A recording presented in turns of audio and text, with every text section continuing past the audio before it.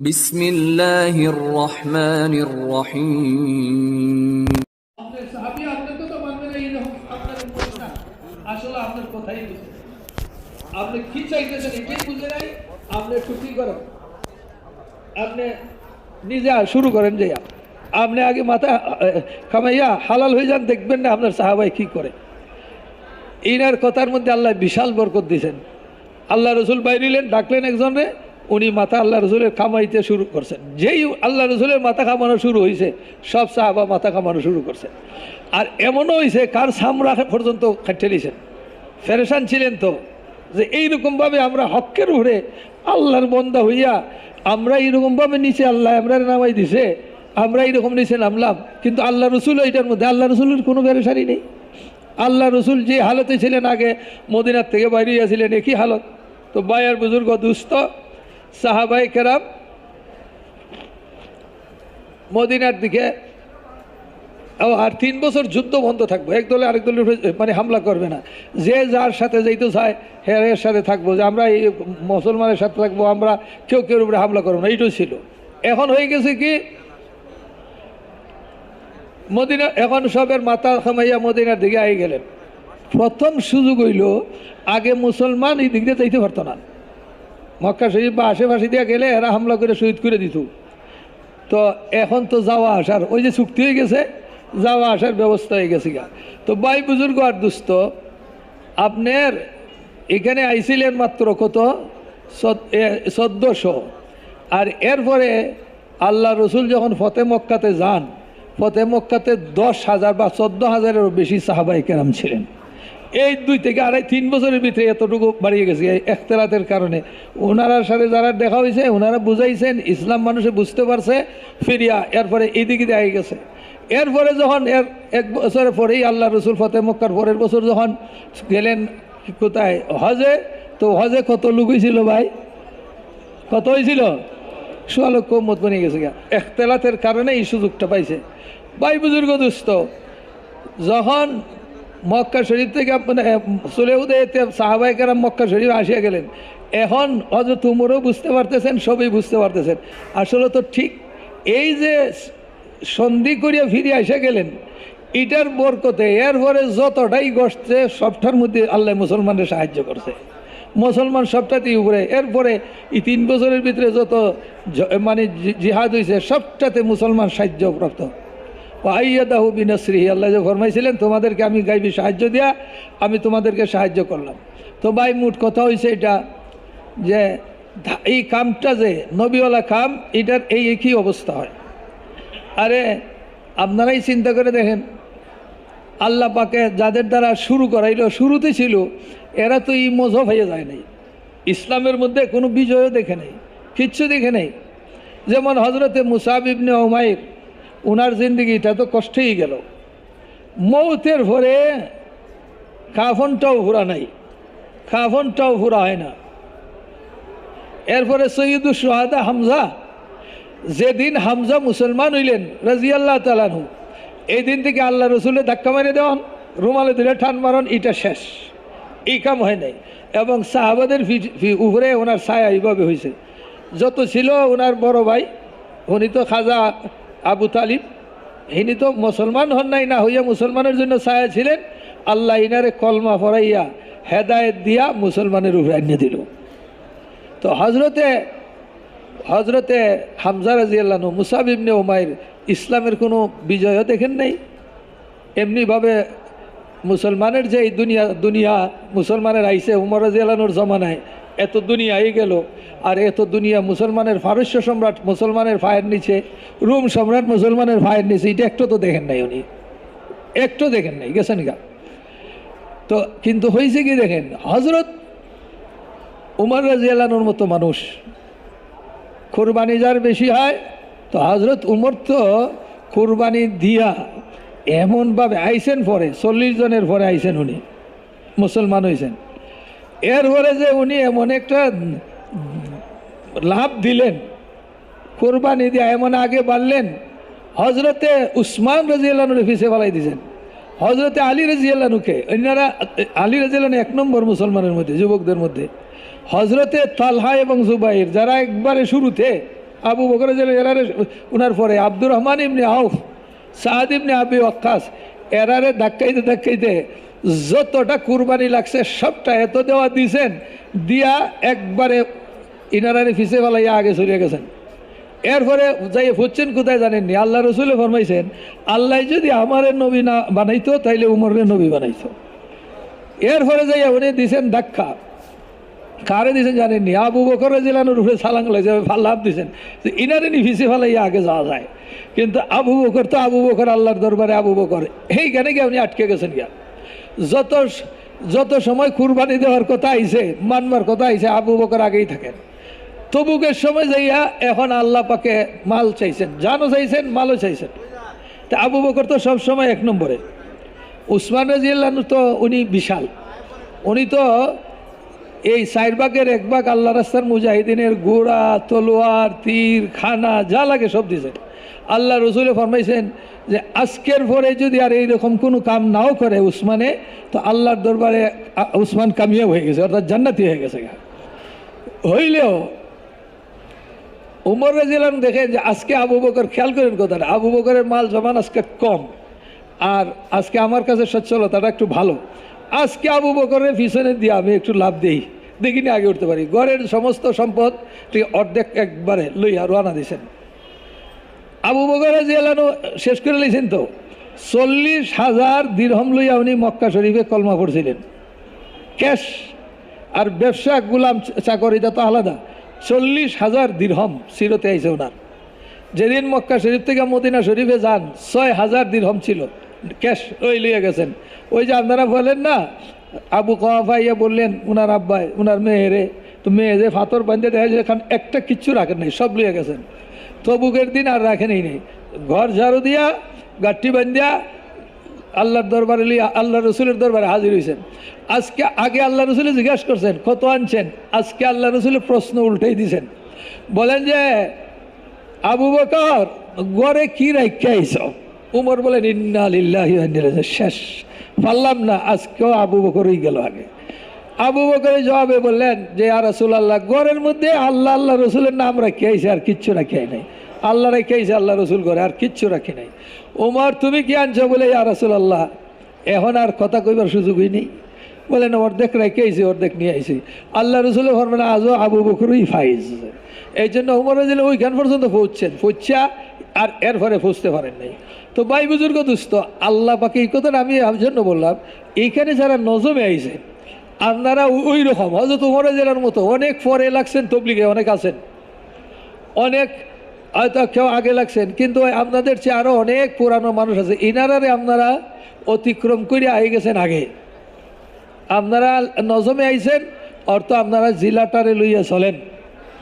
আর এরপরে অনেক ঝড় ঝাপটা গেছে, বাতিলের অনেক সুবল গেছে, এটার থেকে আপনারা উত্তীর্ণ হইয়া আগে বাড়িয়ে গেছেন গা। তো এই জন্য এটা আমাদের বড়দের কাম, মানে হযরত উমর রাদিয়াল্লাহু আনহুর কাম করছেন আপনারা, এই জন্য এখানে পৌঁছে গেছেন, ঘাবড়াইবার কিছু নেই।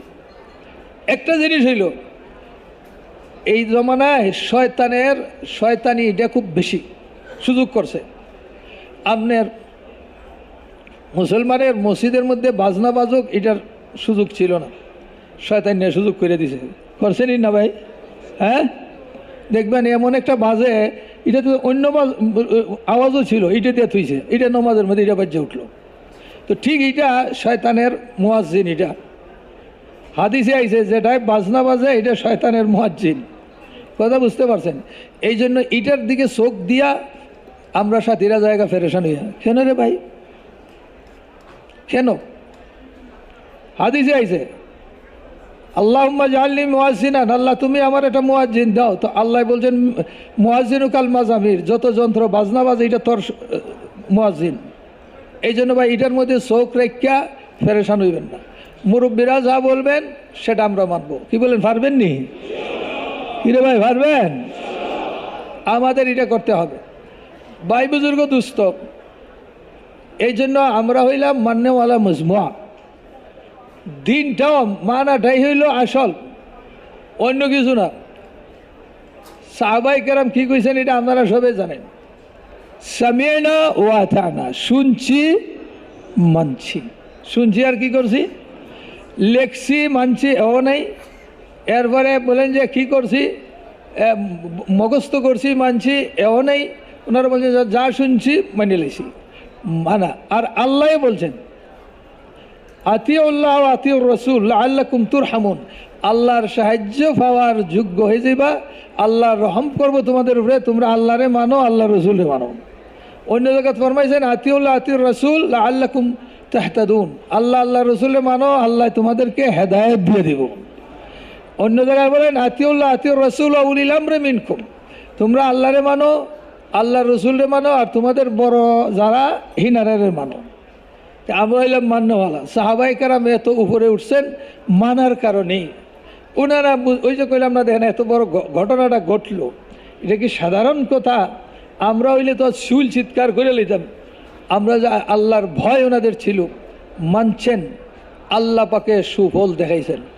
আপনারাও মানছেন বললেই আজকে আপনারা ওই জায়গার মধ্যে পৌঁছতে পারছেন। আপনারা মানার কারণে এখানে পৌঁছছেন। এই জন্য দুস্থ আমাদের কামটা মানার উপরেই ভিত্তি, দিন মানারই নাম। তবলিগওয়ালা ভাইরা বলে যে তবলিগ হইল মানার নাম। এই জন্য ভাই কীরকম সাহাবাই কেরামে মানছেন দেখেন, আখলে ধরে না ধরে শুনছি মান্য লেছি। আল্লাহ রসুল কি বললেন, একদিন বলেন এজলিস বউ। হজরতে আবদুল্লাহ ইবনে মাসউদ রাদিয়াল্লাহু আনহু উনি চৌকাটের মধ্যে ছিলেন। এখানে মানুষ বসার জায়গা না দরজার মধ্যে ঢুকার জায়গা ভাই?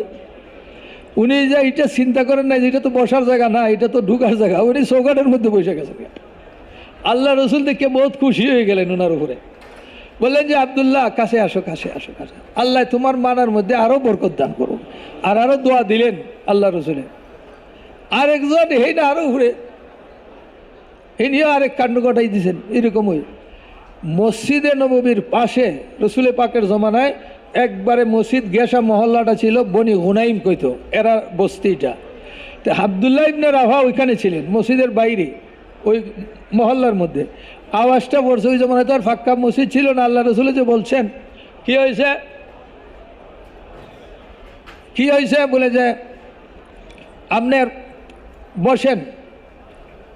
এই যে বসেন শব্দ ওনার কানে লাগছে, উনি ওইখানেই বসে গেছে। আচ্ছা আপনারা বলেন, এটা তো জাহিরি। আমরা হইলে কী কইতাম, আপনারা মসজিদের ভিতরে যারা হেরারেন আল্লাহ রসুলে বসতে কইছেন, আমরা রে কোথায় কইছেন? আমার তো বলেন না, আমি যাই না, উনি এখানেই বসে রয়েছে। খবর আইছে যে ইয়া রাসূলুল্লাহ আপনার আবদুল্লাহ ইবনে রাওহা ওইখানে বসে রয়েছে।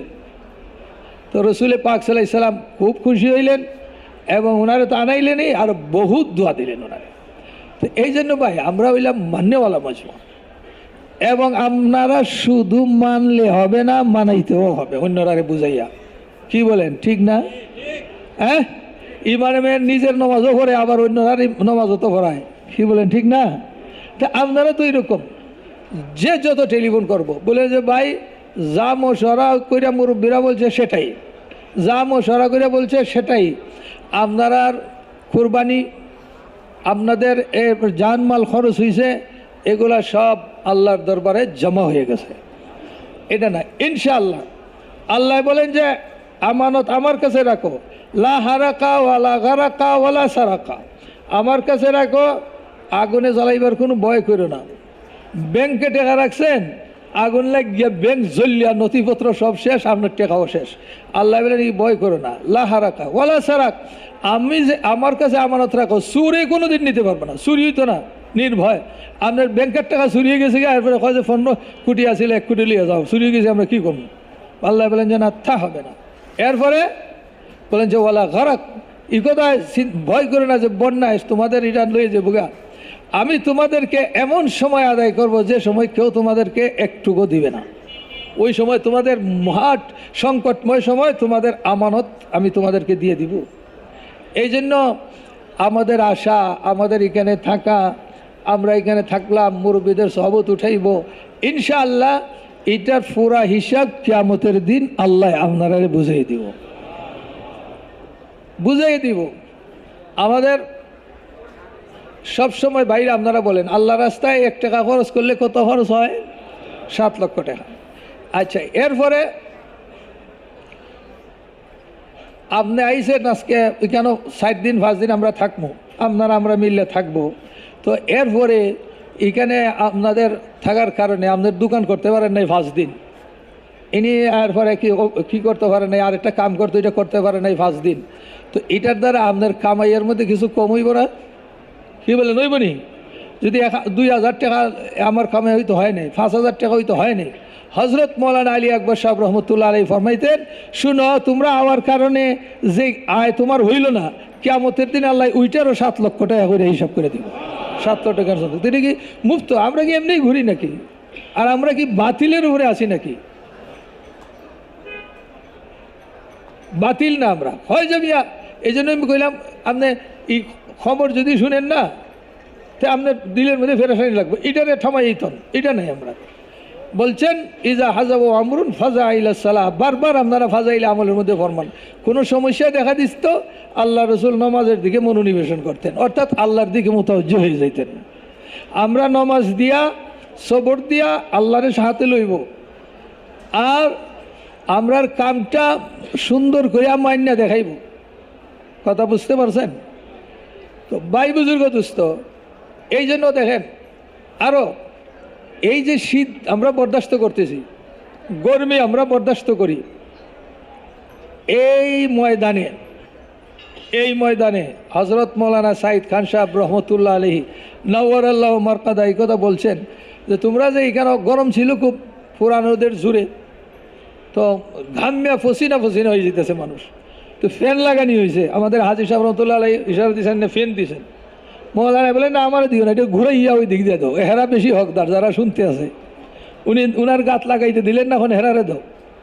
এরপরে উনি বলছেন যে শুনো, তোমাদের যে ফসিনা বাইরিতেছে, এই ফসিনায় কিয়ামতের ময়দানে যে ফসিনা হইতো, হিটার থেকে আল্লাহ পাকে তোমাদেরকে কফারা বানাই দিচ্ছে।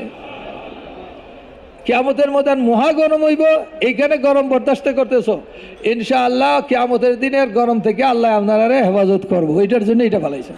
ঠিক এমনিভাবে জাহান্নামের ঠান্ডার থেকে আল্লাহ আমরা হেফাজত করব। আমরা আল্লাহর জন্য আইছি, এখানে কোনো আমরা দুনিয়ার কিছু পাওয়ার জন্য আসি নাই, কোনো দল জিতাইবার জন্য আসি নাই, কিচ্ছু জন্য না। আমরা সব আমাদের আখেরাতে কী করে কামিয়াব হয়ে যেতে পারি, আর হেদায়েত লই আমরা কেমনে দুনিয়ার থেকে মরতে পারি, এটার জন্য।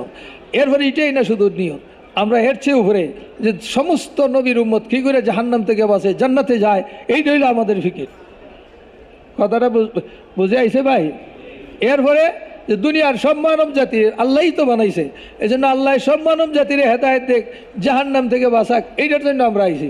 আমরা না মাইট দাঙ্গা করতে আইছি, না ফসাদ করতে আইছি, না কিচ্ছু। আলহামদুলিল্লাহ, আপনারা শুরুর থেকে মাইট দাঙ্গা করলে আপনারা বহুত করতে পারতেন। আলহামদুলিল্লাহ, আল্লাহ আপনারা রেজা যায় খাট দেখ, কোথাও মাইট দাঙ্গাই করেন নাই। কোনো অসুবিধা হইলে সবুর করে লইছেন, মুরব্বীরা বলছেন মান্য লইছেন, এই কারণে আল্লাহ এই পর্যন্ত পৌঁছাইছে। আলহামদুলিল্লাহ, এত কিছুর পরেও আল্লাহর মেহরবানি যে আমাদের এই বছর তো আজকে শেষ না, আজকে এই বছর তো শেষ, 25 শেষ, কালকের থেকে 26 শুরু হবে। এই 25-এর মধ্যে আমরা 24-এর চেয়ে আগাইছে না কিছু। আমরা আলহামদুলিল্লাহ ভাবছিলাম যে গত বছর রমজানের খুরুজ আর এরপরে এসএসসির খুরুজটা একটু কম হয়েছে, যার কারণে আমরা পিছিয়ে পড়িয়ে গেছিলাম। কিন্তু আল্লাহর মেহরবানি হয়েছে, মুরব্বীরাও দোয়া করছেন, আপনারাও দোয়া করছেন। যখন 12 মাসের খুরুজ আইল, আল্লাহ হিটার কফারা করাই দিছে। 4000 জমা তো 2 মাসে মেয়ে বাইরে হয়েছে।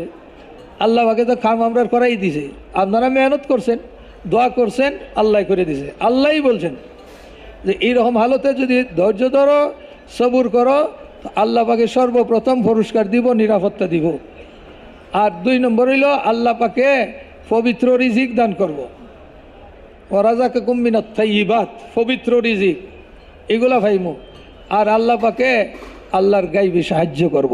কি করব বললেন যে তোমরা ইয়াজিদকুম কুওয়াতান বিকুওয়াতিকুম, তোমরা কম কিন্তু আমি আল্লাহর শক্তি দিয়ে তোমাদেরকে শক্তি বাড়াইয়ে দিব। ওইটাই তো বদরের মধ্যে এই কিচ্ছাটাই তো হয়েছে। ওনারা দুর্বল ছিলেন, আল্লাহ শক্তিতে আগে বাড়িয়ে গেছেন। তো এই জন্য ভাই, আমরা বহুত বড় একটা মহৎ উদ্দেশ্য নিয়ে আইছিলাম। আমরা ইকতার দিকে দেখাই যে আমাদের মধ্যে কি কমি হইল।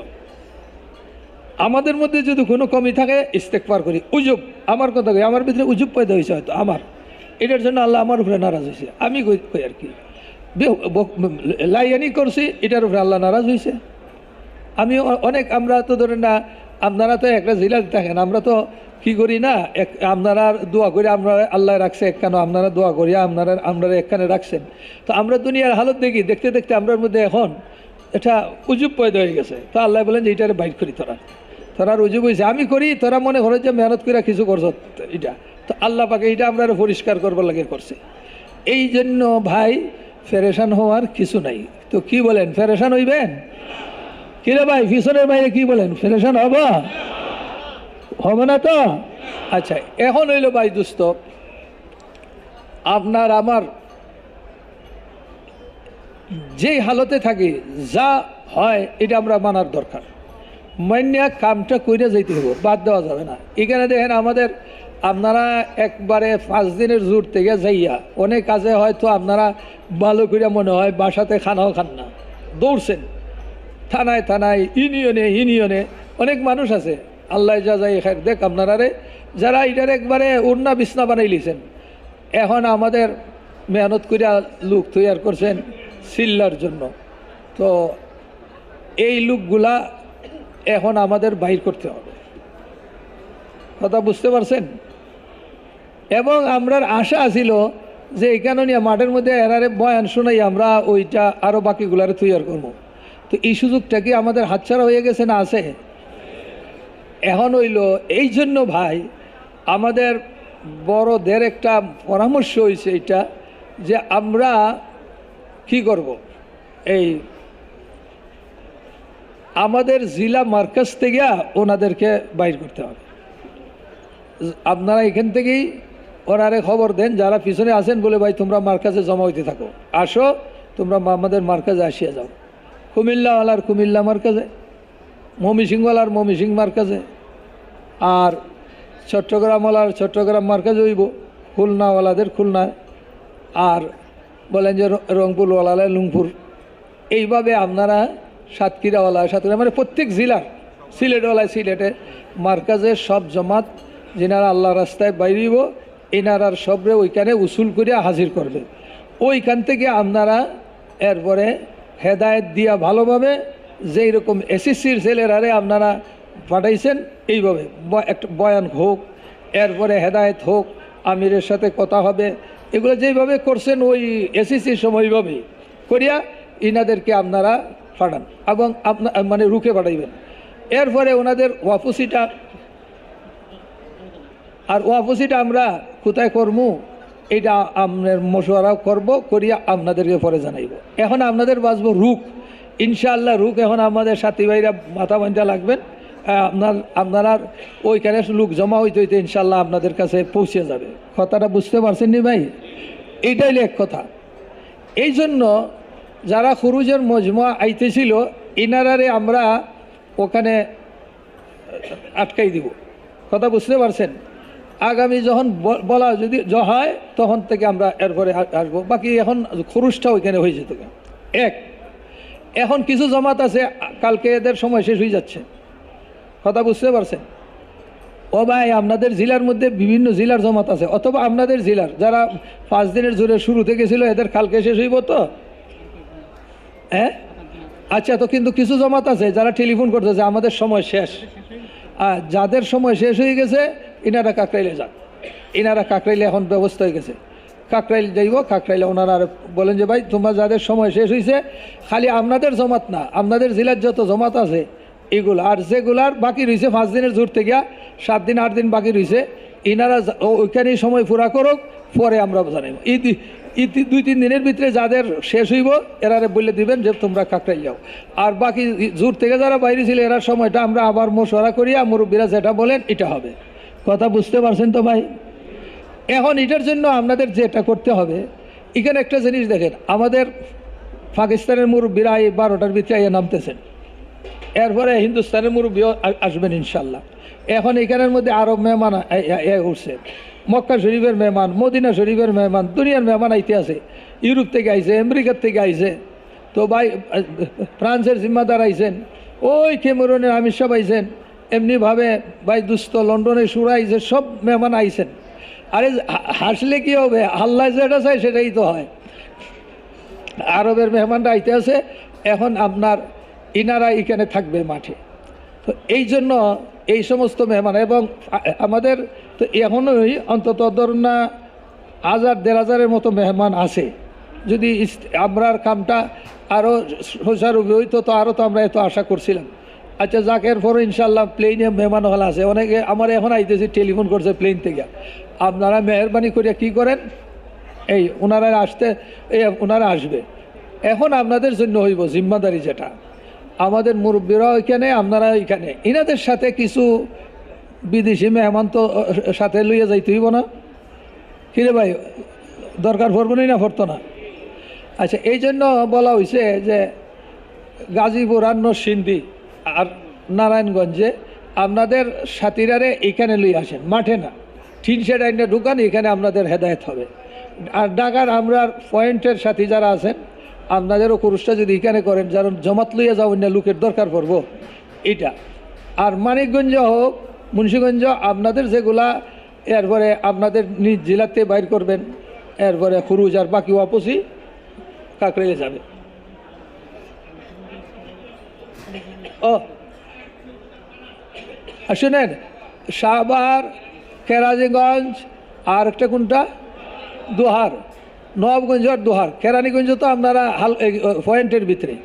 আচ্ছা, আপনারা কাকরাইলে আসবেন, আপনাদের কুরুজ কাকরাইলে। মুন্সিগঞ্জ আর এই মানিকগঞ্জ কাকরাইলে আপনাদের কুরুজটা, আপনাদের কুরুজটা হইলো কাকরাইলে। আর বাকি সারা দেশ আপনারা ওইভাবে করবেন। দোহারও ওইখানেই, কাকরাইল, দোহারও কাকরাইল। আচ্ছা, আর এখন শুনেন, যারা এখানেও যদি আইসা থাকে জমাত, যারা খরুজের জমাত এগুলা না, 7-8 দিন যারা আছে।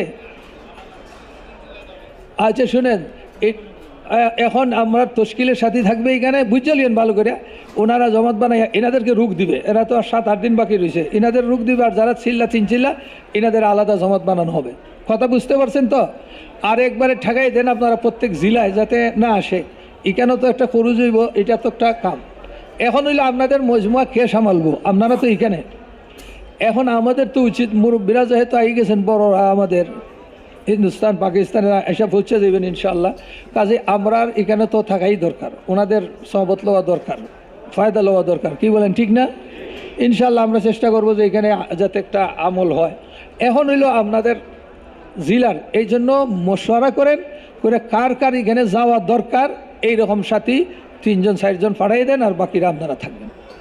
কথা বুঝতে পারছেন? তাইলে আমাদের এইখানের এটা আমাদের পুরা হয়ে যাব, আর আমরা এখানে থাকবো। ঢাকার খুরুজটা যেটা এখানে আসবে, আর ওয়াপসি যদি হয় কাকরাইলে যাবে। ওয়াপসি এর ভিতরে যারা ওয়াপস হবে, আর 10 দিন বা 8 দিন বাকি রয়েছে, এনারা আপনার জায়গায় সময় পুরা করব। কথা বুঝতে পারছেন? আচ্ছা, পাহারা শুনেন, কোথায় হইতেছেনি না, হয় না? আচ্ছা, আপনারা ভাই পাহারার পয়েন্টের যারা আছেন, আপনাদের পাহারাদারি করতে হবে।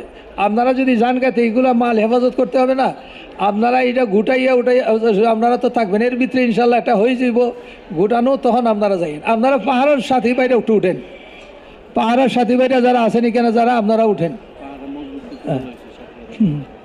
ওই পূর্বের সেটে বুধে মুজাকেরা হইতেছে, শেষ হয়ে গেছে। ও আচ্ছা ভাই, শুনেন, আপনারা মেহরবানি করিয়া আপনাদের যার যেই পয়েন্ট, ও ভাই ভালো করে শুনেন, পাহাড়ার বাইরা, আপনারা যার যেই পয়েন্টে আপনাদের কাগজ দেওয়া হয়েছে না, কাকরাইলে দেওয়া হয়েছে, আপনারা পাহারা দেন এবং মজবুত করেন পাহারাটা, যাতে কোনো মাল টাল নষ্ট না হয়। আপনারা যান, আপনারা যান, পাহাড়ার সাথীরা আপনারা যান আপনাদের পয়েন্টে। আচ্ছা ভাই, এরপরে পাহারা কীভাবে করতে হইব আপনারা হেদায়ত দেওয়া হয়েছে, এইটার উপরে আপনারা আমল করেন। বাকি সাথী ভাইরা, আমাদের বিভিন্ন নজম আপনাদের আইসেন যারা, সব নজমওয়ালারা আপনারা এখানে থাকবেন, আর আপনাদের ওইটা সামালবার জন্য কিছু লোক পাঠিয়ে দেন। এবং এখানে থেকেই আপনারা ওনাদেরকে এই সমস্ত কথাবার্তা ভালো করে বুঝাইয়ে দেন, যাতে এলোমেলো না হয়ে যায়। এর ফলে আরেকটা জিনিস কই, যারা আমরা ময়দানে ফেলাইয়া নিয়া বুঝাইয়া তশকিল করবার দরকার ছিল, আপনার কি এই সুযোগটা গেছে না? আছে? কি বলেন ভাই, আছে না? এটা কোন মাস? হ্যাঁ,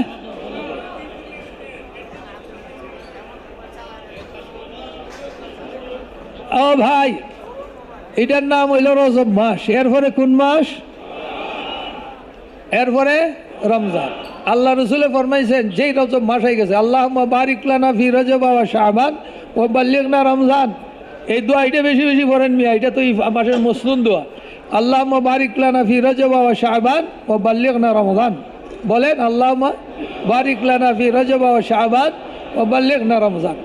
ভাই দুস্থ, আমাদের দেশের মধ্যে এটা একটা প্রচলন হয়ে গেছে গা, যেরকম ভাদ্র মাসে কি অগ্রহায়ণ মাসে ফসল কাটে না, সারা বছরের একটা বিশাল খরচ হয় শ্রাবণ মাসে।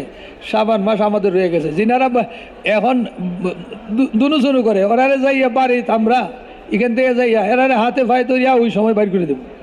আর ইনশাআল্লাহ আপনারা মেহনত করলে, আল্লাহর কাছে দোয়া করলে, আল্লাহর জন্য কোনো মুশকিল না। 4000 পর্যন্ত তো রমজানে বাইরেছে জমাত। এইখান থেকে এই টিন শেডে একদিনে 1000 জমাত মুসাফ হয়েছে, বুঝছেন? যেদিন রমজান শুরু হইব এর একদিন আগে 1000 জমাত এখানে মুসাফা হয়েছে। আমরা সারা রাত চতুর্দিক দিয়ে মুসাফা হয়েছে। ভাই আলহামদুলিল্লাহ, এই সুযোগ আমাদের হাতছাড়া হয় নাই। এই জন্য আপনার এই আমরা খুরুজটা অবশ্যই এখন যা হইতেছে সব করে লইব। আর এরপরে ইনশাআল্লাহ হজরত মৌলানা ইব্রাহিম সাহেব খবর বাড়াইছেন যে ভাই আসল তো হইল খুরুজ, জামাতের মেহনত করতো আল্লাহর রাস্তায়। আমরা তো ইজতেমা করি, আসল ইজতেমাটাই উদ্দেশ্য না। উদ্দেশ্য তো হইল যে এইখান থেকে মানুষ আল্লাহর রাস্তায় বাইরিয়া নিজের উপরে মেহনত করব, এলাকার উপরে মেহনত করব। এই জন্য প্রত্যেক আমরা এলাকার থেকে বাইরিয়া মেহনত করতে থাকি। আমরা এই জামাতগুলাকে বাইরে যাবো যখন, বিশাল সুযোগ হইল আমাদের এই সাবানের খুরুজের মধ্যে এরা হাত বাড়াইব, এইটার উপরে তারা মেহনত করব। আর আমরাও এখান থেকে যখন ফসল হইব সব যাইয়া মাঠে নামিয়া এরপরে একটা ধুমছে, কারণ ধান লাগানো তো এখন আর নাই, শেষ হয়ে গেছে গা। এখন মাঘ মাস হয়ে গেছে, এখন যারা এই প্রজেক্টের এটা অল্প রয়েছে, মেইনটা আসলটা শেষ হয়ে গেছে গা। সব মিললে আমরা মাথা বান্ধে লাগবো, ইনশাআল্লাহ সুম্মা ইনশাআল্লাহ কাম পুরা হয়ে যাবো গা। আল্লাহ চাহে তো কাম পুরা হবে, আমরা এটার পুরা করবো না ইনশাআল্লাহ। আচ্ছা, এরপরে দেখেন আপনাদের এখানে আইসেন, আপনাদের খেদমতেরও তরতিব আছে, সব কিছু আপনাদের এখানে আছে, কোনো অসুবিধা নাই। এখন শুধু বাকি রইল আপনারা আলাদা হবেন, ওই আপনারা প্রত্যেক জেলাওয়ালারা আপনার জায়গায় বসিয়া পরামর্শ করিয়া পরামর্শ সাপেক্ষে পাঠান। আর এখান থেকে খবর ওইখানে পাঠাইতে দেন, ইউনিয়নে খবর দেন, থানাতে খবর দেন যে তোমরা মার্কাজে জলদি আসো, সব রেলিয়া মার্কাজে জলদি আসো, যারা আল্লাহ রাস্তায় বাইরে এরারে মার্কাজে জমা করো। এই কামটা আপনারা এখান থেকে করে এলেন। আর ইনশাআল্লাহ আল্লাহর দরবারে আপনাদের এটার দাম বহুত হবে ইনশাআল্লাহ। এরপরে যখন বন্দার দিলের মধ্যে ব্যথা লাগে তো আল্লাহ পাকে খুব মজা, এটার মধ্যে আল্লাহ মজা দেয়। কথা বুঝতে পারছেন যে আমার বন্দা হর হালতে খুশির সময় চলে আর পেরেশানির সময় চলে না, আল্লাহ এটা পছন্দ করে না। আল্লাহ দেখে যে না আমার বন্দা হর হালতে চলতেছে। তো এটা মানতে পারবেন নি সবে ভাই? সবে মানবেন তো? আচ্ছা দেখা যাক, আমরা আবারও মশওয়ারা করি মাগরিবের পরে কি হয়।